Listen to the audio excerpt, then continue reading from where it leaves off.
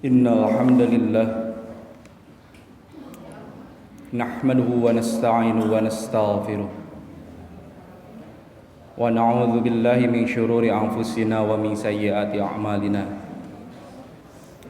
May yahdihillahu fala mudilla lahu wa may yudlil fala hadiya lahu.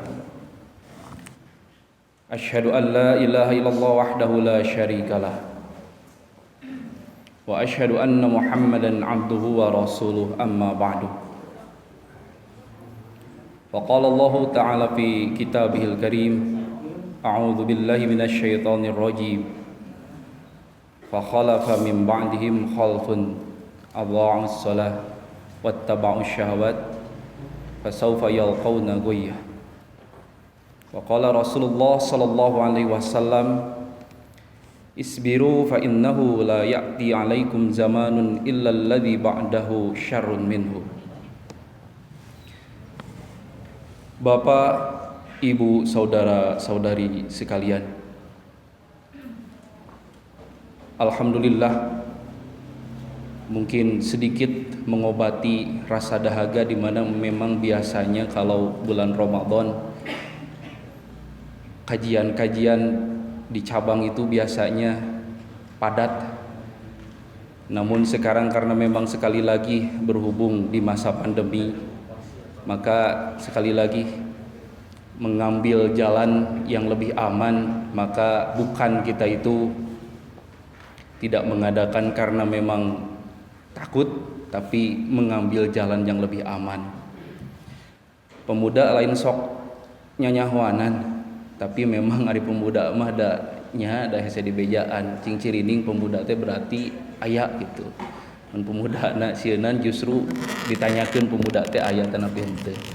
Maka adanya pemuda di sini mengadakan kajian sekali lagi mudah-mudahan sedikit mengobati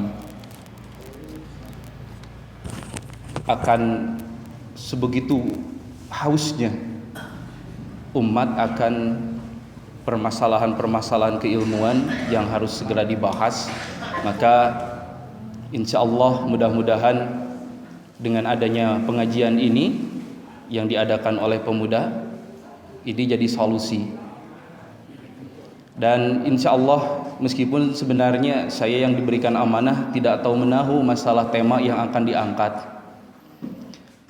bisa disebutkan mah ka naon teh bahasana cara Sunda mah katempuhan buntut maung, jol-jol di piwarang ngebahas masalah Islam akhir zaman. Masalah Islam akhir zaman memang masalah yang harus dibahas dalam kerangka berpikir yang memang betul-betul sesuai dengan Quran dan Sunnah. Karena belakangan ini ingin saya sampaikan bahwa punten Pak Bu, kajian-kajian akhir zaman justru meresahkan. Aya nu emut keneh tahun kamari naon 15 Ramadan jatuh pada hari Jumat maka akan muncul dukhon.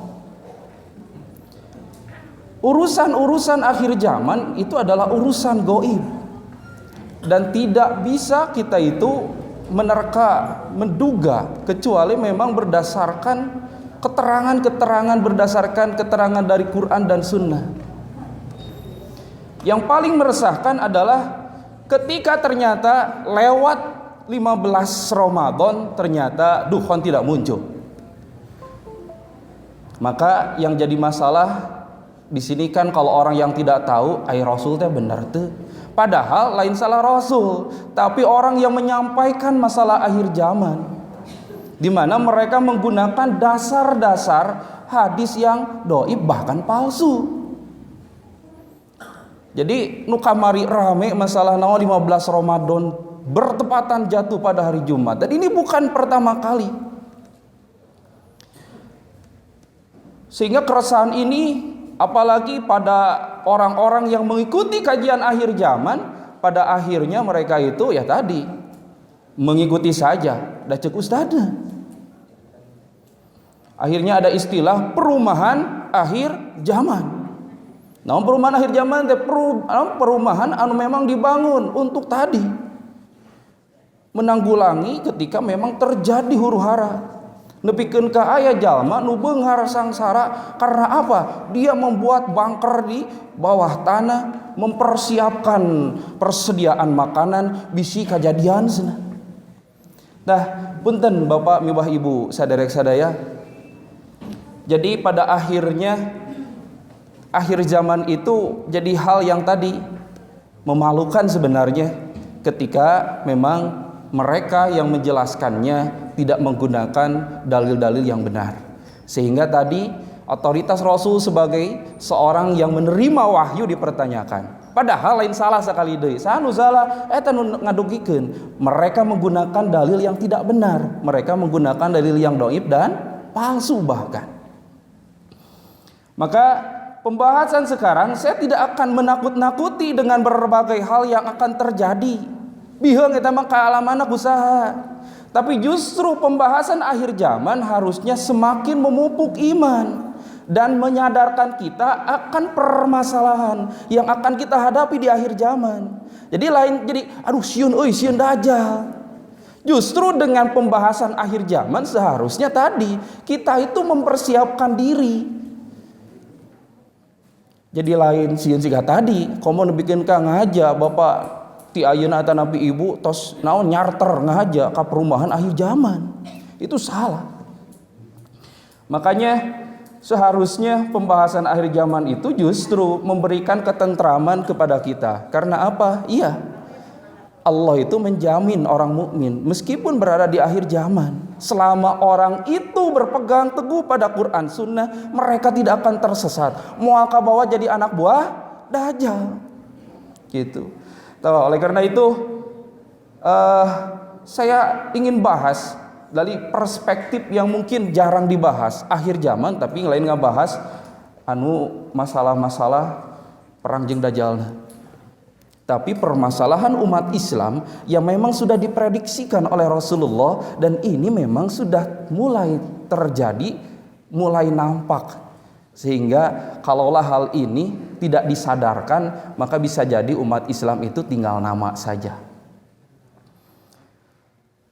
Saya beri judul di bawahnya, peradaban Islam di akhir zaman, menelusuri peradaban Islam. Karena Islam akhir zaman berarti bukan Islamnya yang hilang. Allah yang jamin Islam itu akan terus ada sampai akhir zaman. Namun yang jadi masalah adalah orang-orang, termasuk peradaban pada akhir zaman, apa yang terjadi. Nah, kita harus sadar dulu yang pertama. Punten Pak Bu, ari urang teh tos pantes disebut umat akhir zaman atanapi tacan ka sebut umat akhir zaman. Sekali deui urang teh sudah termasuk umat akhir zaman atau bukan? Maka untuk menjawab itu ada sebuah hadis yang diterima dari sahabat Sahal bin Sa'ad As-Sa'idi, sahibi Rasulillah sallallahu alaihi wasallam yaqulu, qala Rasulullah sallallahu alaihi wasallam.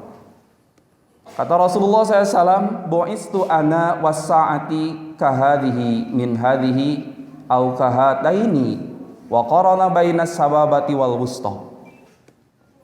Kata Rasulullah, aku diutus sementara kedatangan hari kiamat adalah seperti ini dan ini. Sekali lagi, Rasul diutus sementara kedatangan hari kiamat adalah seperti ini dan ini, dari ini. Beliau memberikan isyarat.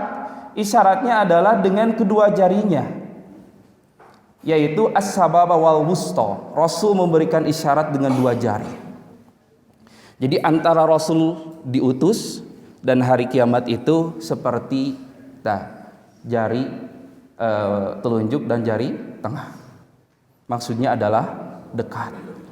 Mata punten Pak Bu, diutusnya Rasulullah berarti Rasul itu adalah nabi akhir zaman dan kita adalah umat akhir zaman berdasarkan hadis ini. Dan orang tong sekali deui menafsirkan tos deukeut cenah, berarti tahun ayeuna cantang tuh pamidita Rasul ge emang tos siap gitu Pak Bu, lamun ayeuna turun dajjal urang keur ngaji ojo-ojo aya di tengaheun urang. Jadi sekali deui hitungan dekat itu kan memang wallahu a'lam. Sudah jangan terlalu jauh. Da ieu mah urusan gaib. Ngan deukeutna di dieu nu pasti lain hitungan deukeut ceuk manusia. Jadi tiba heula Rasul teh gitu. Naon nyarita bahwa antara aku dan diutusnya aku dan hari kiamat itu seperti ini. Dan Rasul sudah menyampaikan kurang lebih 1400 tahun yang lalu. Ayeuna tos kiamat acan-acan.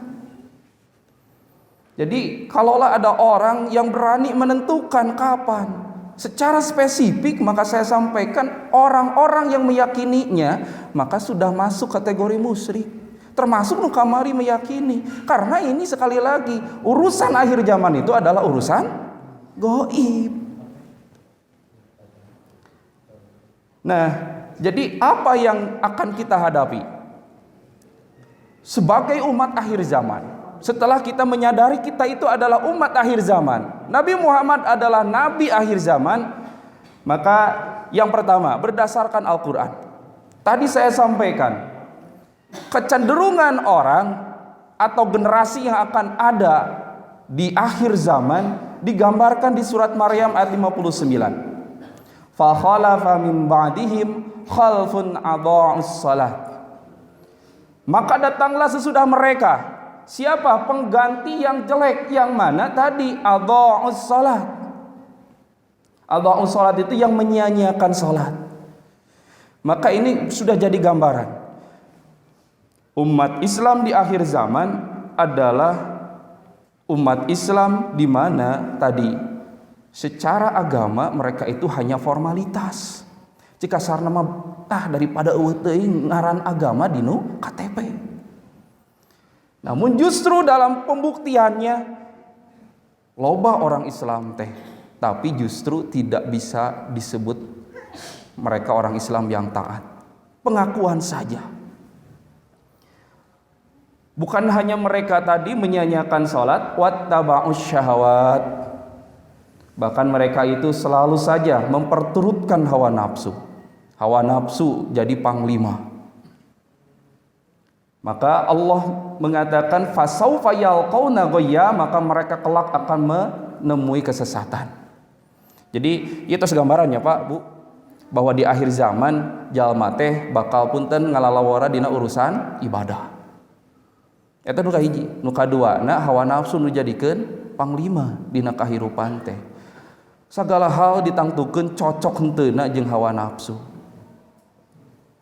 Tah ieu teh geus gambaran peradaban Islam di akhir zaman. Tos kabuktian teu Pak ayeuna? Tos kabuktian teu sakali deui. Tos katinggal teu ciri-cirina. Tos Pak muhun. Berarti apa? Ya memang jelas lah. Karena dalilnya juga Al-Qur'an. Mau mungkin salah. Di sini ada hal yang penting yang harus disampaikan mengenai bahasa Al-Qur'an. Tadi kan fa khalafa min ba'dihim khalfun. Khalafa min ba'dihim khalfun, yang dimaksud datang setelah mereka pengganti itu adalah ya tadi abad atau zaman yang akan datang, yang mana mungkin adalah zamannya sekarang. Wa idza adha'u fahum lima siwaha minal wajibati adya. Jadi kalaulah orang Islam sudah berani menyanyiakan masalah salat, apalagi dalam urusan yang lainnya. Jadi salat tepanan imanuddin wa qawamuhu. Salat itu adalah tiang dan pondasi agama. Ketika urusan yang setiap harinya rutinitas ibadah harus dilaksanakan sudah disia-siakan, maka urusan lain oge nuturkeun. Siga panto gitu. Mun ditutup teh mah jadi teu bisa ka mana, ari geus dibuka jadi kabuka ka mana. Tungtungna naon? Jalma eueuh deui penghalang. Nu mata kadituna tungtungna syahwat nu jadi panglima karena apa? Teu aya penghalang antara dirina jeung syahwatna. Tah pantona salat teh. Tak jalma nu ninggalkeun salat ya pasti salat teh tanha anil fahsya'i wal munkar, ditinggalkeun kalakuan manusia bakal kumaha. Dan bukan hanya itu, tadi dikatakan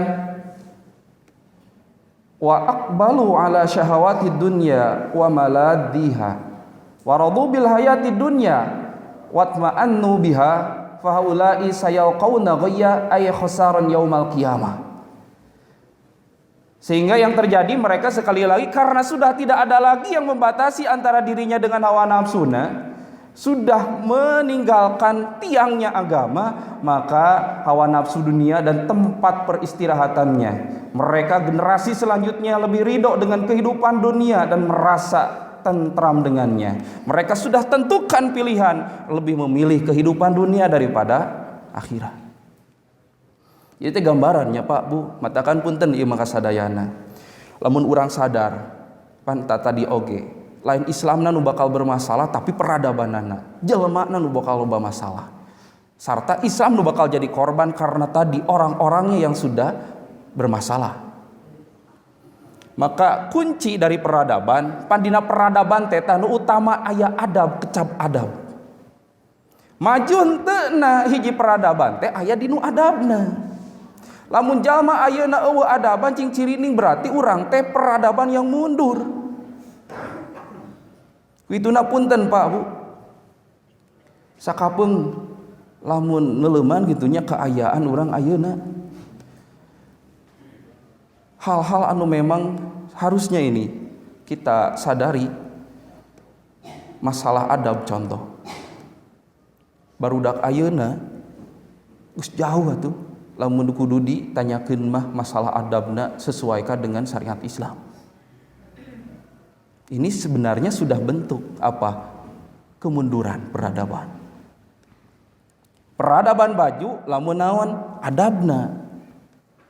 Matakan lamun ngajar ka budak saacan ilmu teh kudu adabna heula. Da moal nerap jalma naon diajarkeun ilmuna tapi teu boga adab. Ini penting harus disampaikan. Karena apa? Iya. Urang mah salah. Naon? Ari pendidikan teh bahasa Arabna teh takdib.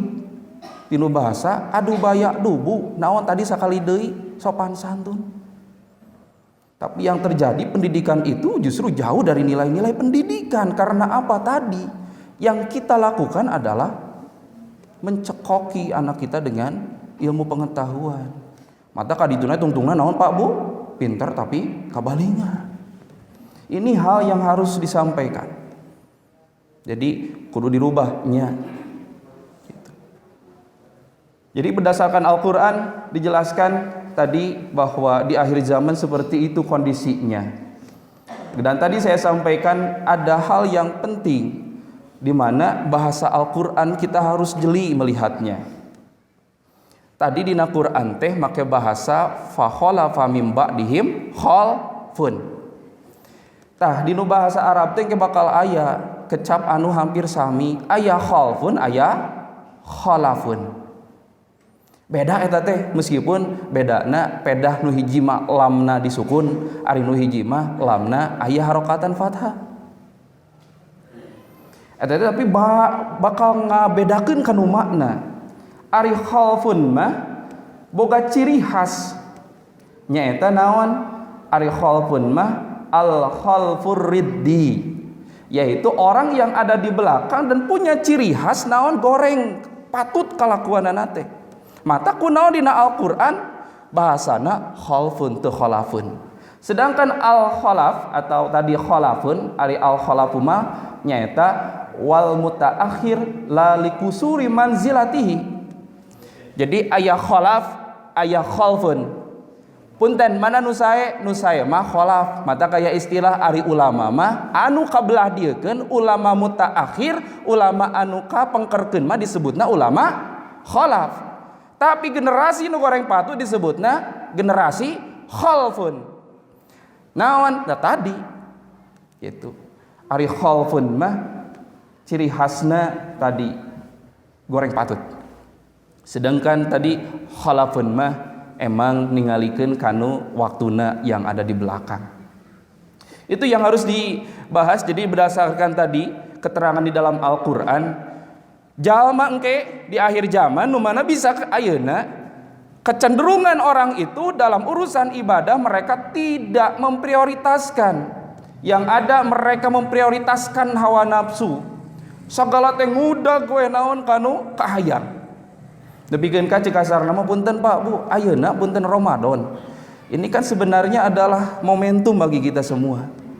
Tapi yang terjadi adalah justru punten dia maka sadayana. Kita itu kehilangan nilai dan esensi dari ibadah Ramadan itu sendiri. Punten Pak Bu, lamun urang saum ngan sakur naon nahan lapar jeung haus, secara teori itu benar.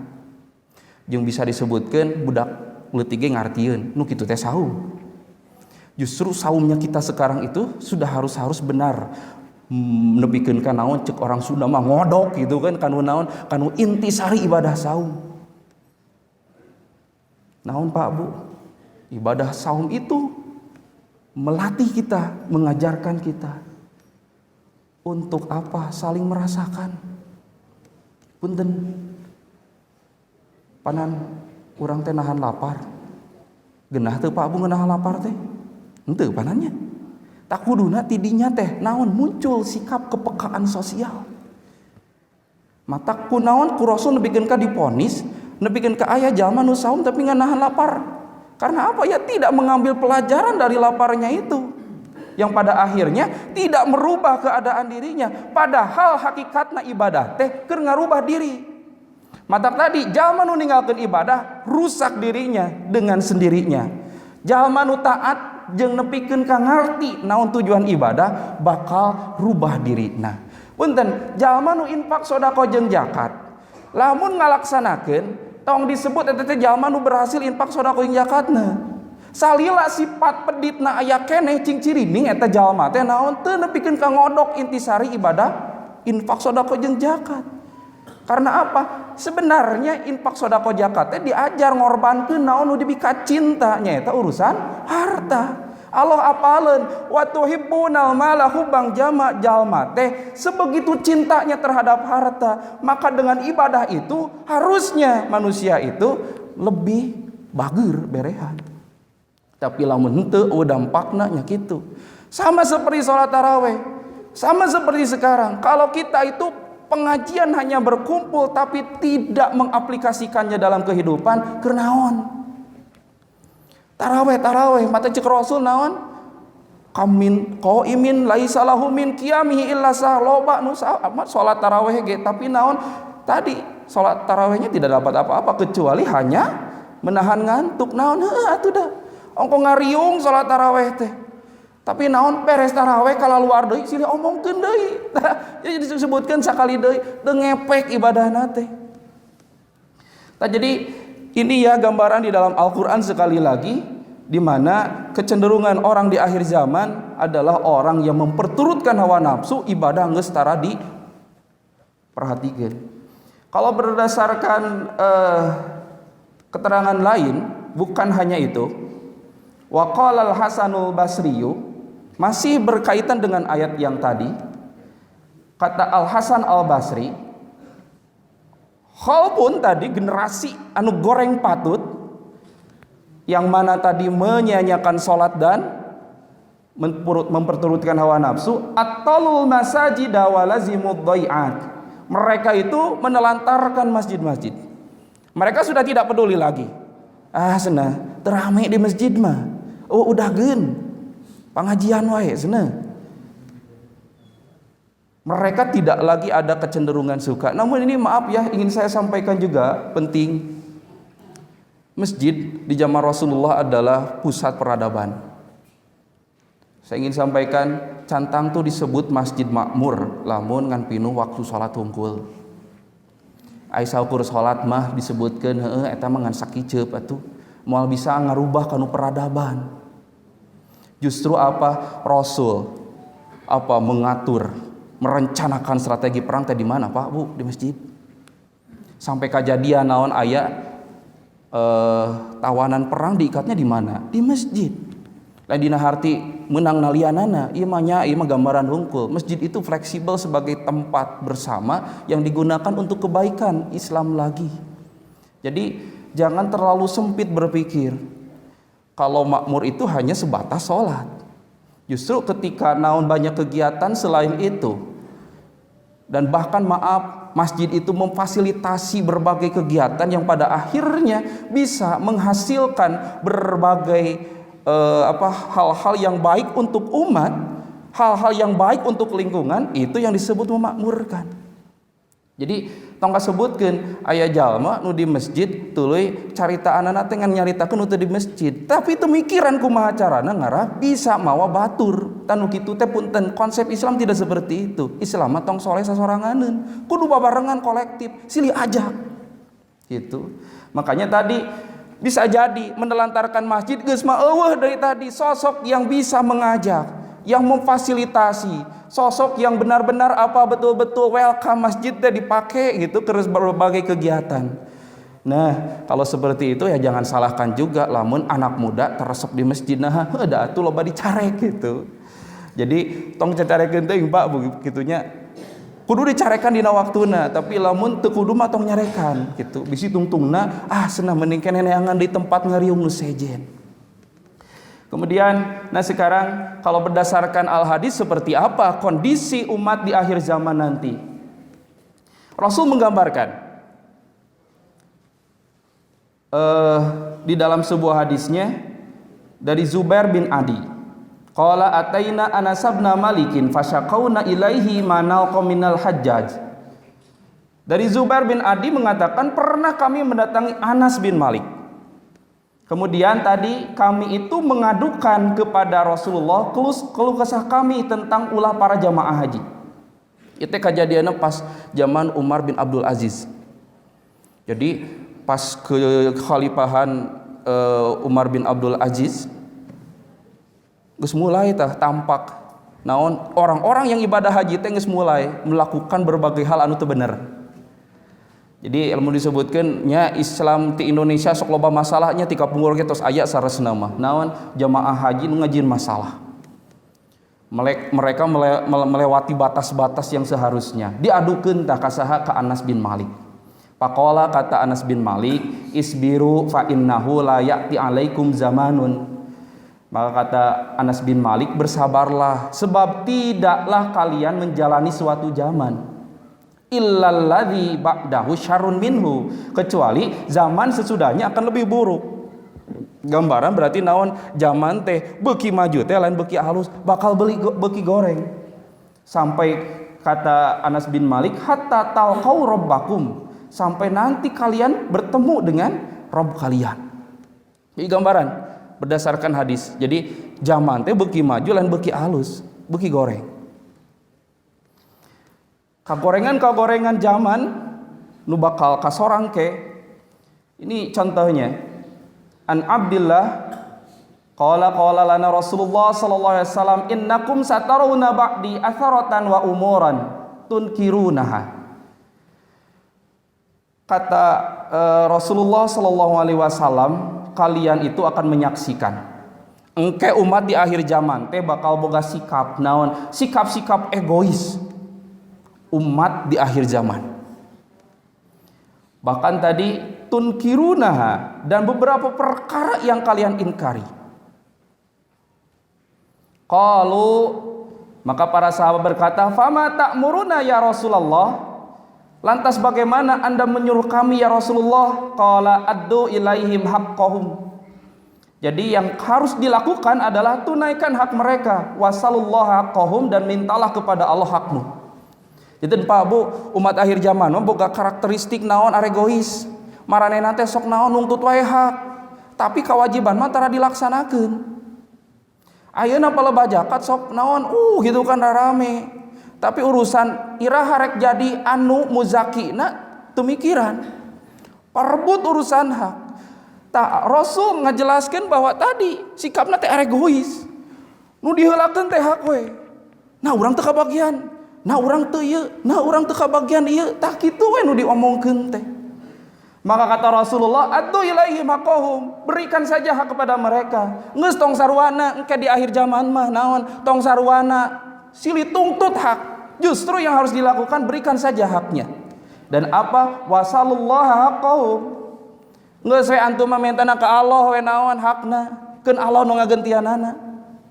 Jadi tah punten pan kitu nya eno ge jelema teh lolobana naon hakna we jeung hak we gitu. Hak kaneun gitu kan sakadituna mah. Jadi naon hak dan hak yang selalu dituntut tapi tidak pernah menunaikan kewajiban. Dan kata Allah, kata Rasulullah, sudah tong sarwana urusan hak. tong justru kabawa arus, kudu nu bisa jadi penengah jeung ngelehan. Kemudian dalam hadis lain, an Ka'b bin Iyadin qala sami'tu Rasulullah SAW yaqulu inna likulli ummatin fitnatan wa inna fitnata ummati almal. Umat akhir zaman ya. Dari Ka'ab bin Iyad, ia berkata, saya mendengar Rasulullah SAW bersabda, sesungguhnya setiap umat itu akan ada fitnah, akan ada ujian. Punten fitnah tetong dianggap wae nya ucapan yang tidak sesuai dengan keadaan, dituduhkeun ka batur. Kadang orang sok salah gitunya Pak Bu gitu. Sok dijadikeun we senjata. Al fitnatu asyadu minal qatl. Naon fitnah teh leuwih sadis tibatan pembunuhan. Padahal eta aya teh teu nyaritakeun tentang eta. Pek perang. Lamun teu daek perang, wayahna dijajah. Jeung lamun tadi dijajah, ujianna bakal leuwih berat tibatan terbunuh. Begitu maksudnya. Di urang mah jadi senjata. Fitnah teh leuwih besar daripada dosana teh daripada pembunuhan. Padahal eta maksudna mah kalau kamu nanti tidak mau berperang, kamu diuji, dijajah ku negara, eta teh leuwih goreng tibatan mending keneh maotkeun teu nanaon gitu. Nah, termasuk sekarang di setiap umat itu akan ada fitnah. Dan bahkan Rasulullah menjelaskan wa inna fitnata ummati almal. Dan justru fitnah umatku itu adalah urusan harta. Jadi Pak Bu, umat Nabi Muhammad bakal diuji nanti urusan harta. Tadi mimitina masalah hak, kadina masalah harta. Yang pada akhirnya di hadis yang sekarang yushikul umam antada alaikum kama tada'al akalatu ila qas'atiha. Kata Rasulullah SAW, hampir tiba masanya kalian itu akan diperebutkan seperti sekumpulan pemangsa yang memperebutkan makanannya. Faqala qailun, maka seseorang bertanya, wa min qillatin nahnu yauma idzin, apakah karena sedikitnya jumlah kita? Jadi umat Islam teh bakal ke diperebutkeun ku umat-umat. Anu nanyakeun, nah karena umat Islam jumlahnya sedikit. Maka Rasulullah menjawab, qala bal antum yauma idzin kasirun. Bahkan kalian banyak. Walakinnakum gusaun ka gusais sail. Tetapi tadi banyaknya kalian itu banyaknya seperti buih yang mengapung di lautan. Wala yang Allah min suduri aduwikum al mahabata minkum. Bahkan bukan hanya itu, Allah telah mencabut rasa gentar dari dada musuh kalian terhadap kalian. Yang pada akhirnya wala yakdifanallahu fi qulubihim bikumul alwahna. Dan bahkan bukan hanya itu, musuh sudah tidak segan lagi, dan Allah menanamkan dalam hati umat Islam di akhir zaman al-wahn. Kemudian faqala qailun, ada sahabat yang bertanya, ya Rasulullah, wahai Rasulullah, wa mal wahnu, apa wahn itu? Maka qala, Rasul menjawab, hubbud dunya wa